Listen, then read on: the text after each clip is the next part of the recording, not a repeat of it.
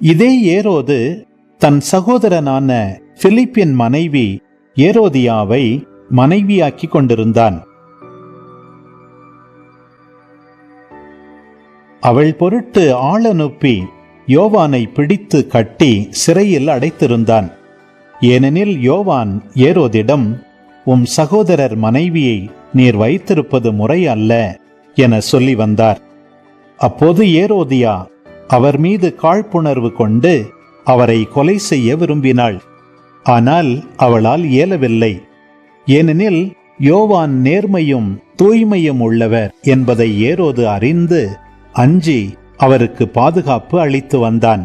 அவர் சொல்லை கேட்டு மிக குழப்பமுற்ற போதிலும் அவருக்கு மனமுவந்து செவிசாய்த்தான். ஒரு நாள் ஏரோதியாவுக்கு நல்ல வாய்ப்பு ஒன்று கிடைத்தது.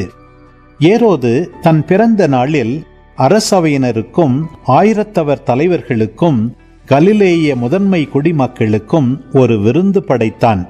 அப்போது ஏரோதியாவின் மகள் உள்ளே வந்து நடனமாடி ஏரோதையும் விருந்தினரையும் அகமகிழச் செய்தாள். அரசன் அச்சிறுமியிடம், உனக்கு என்ன வேண்டுமானாலும் கேள், தருகிறேன் என்றான்.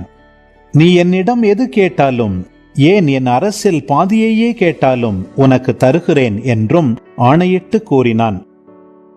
அவள் வெளியே சென்று, நான் என்ன கேட்கலாம் என்று தன் தாயை வினவினாள். அவள், திருமுழுக்கு யோவானின் தலையை கேள் என்றாள்.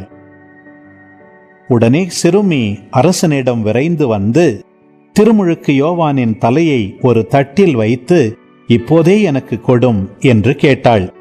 இதை கேட்ட அரசன் மிக வருந்தினான். ஆனாலும் விருந்தினர் முன் தான் ஆணையிட்டதால் அவளுக்கு அதை மறுக்க விரும்பவில்லை. உடனே அரசன் ஒரு காவலனை அனுப்பி யோவானுடைய தலையை கொண்டு வருமாறு பணித்தான். அவன் சென்று சிறையில் அவருடைய தலையை வெட்டி அதை ஒரு தட்டில் கொண்டு வந்து அச்சிறுமியிடம் கொடுக்க, அவளும் அதை தன் தாயிடம் கொடுத்தாள்.